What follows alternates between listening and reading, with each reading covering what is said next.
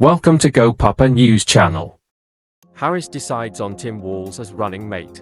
In Florida for us at the moment. James, a bit of a surprise this one. We weren't expecting it to be him.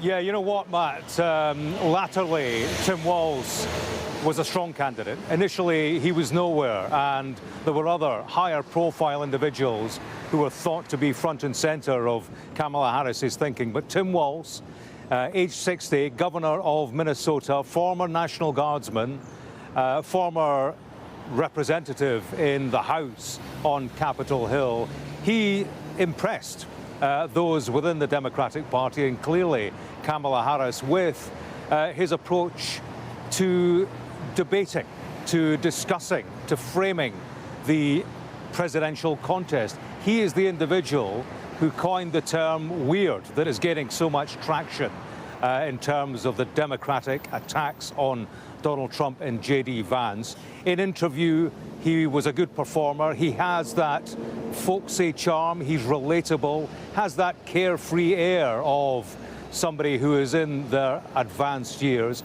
He's an individual, I suppose, who may not be in contention for the top job ultimately. Perhaps that was factored into Kamala Harris's thinking. But in terms of that selection process, there were others front and center. Josh Shapiro, the governor of Pennsylvania, Senator Mark Kelly in Arizona. They were touted initially as front runners, but Tim Walz came up on the inside. There was a weekend process of so-called chemistry tests.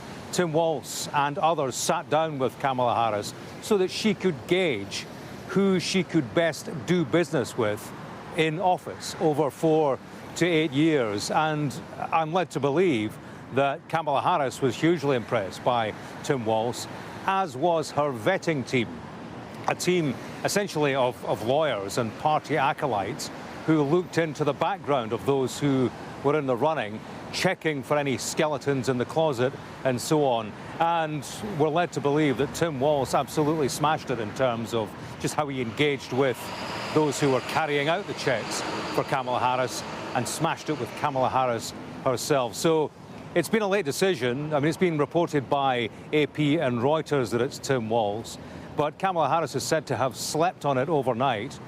We will now see the big running mate reveal, a whole raft of digital videos and so on lined up for the social media launch.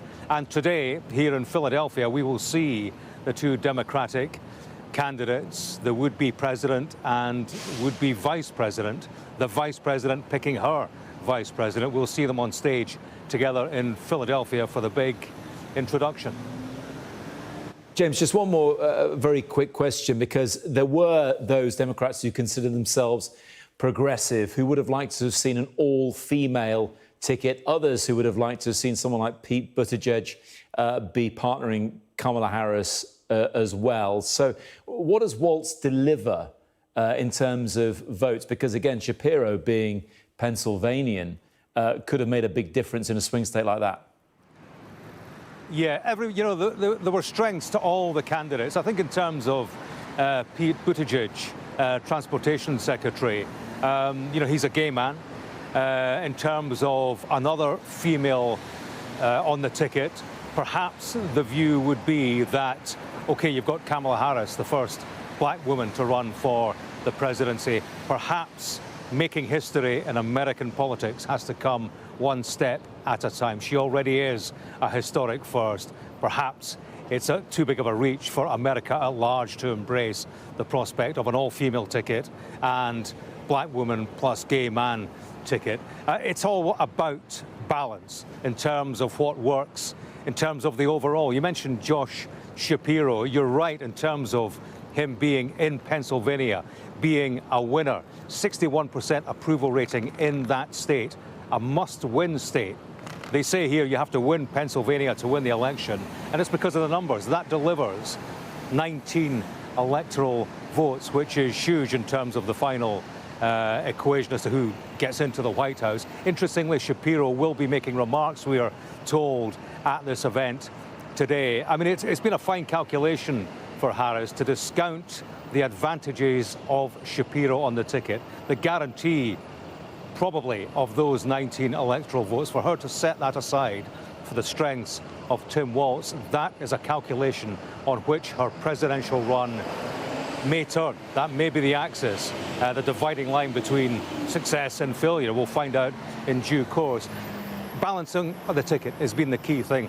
And there are questions about Tim Walz. I mean, he is somebody who leans left, he leans progressive.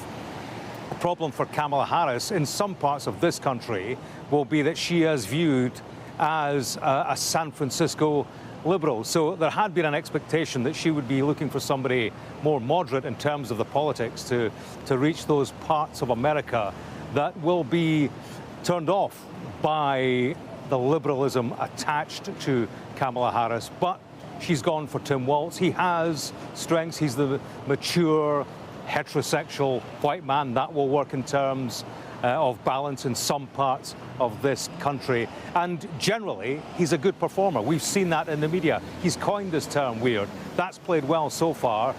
I suppose the Democratic thinking is that that will play well over the course of the next 3 months, in debates in particular, with the likes of, J.D. Vance. He's actually in town today, Matt. The way the Republicans are playing it is that in this week, when Harris and now Walz will go on tour of swing states, J.D. Vance and Republicans are going to the same places several hours earlier. It's almost a kind of match-up. But what we have now is the election starting proper. We now know the identities of the ticket on one side and the two names on the ticket on the other. So in many ways, the election starts right here in Philadelphia today.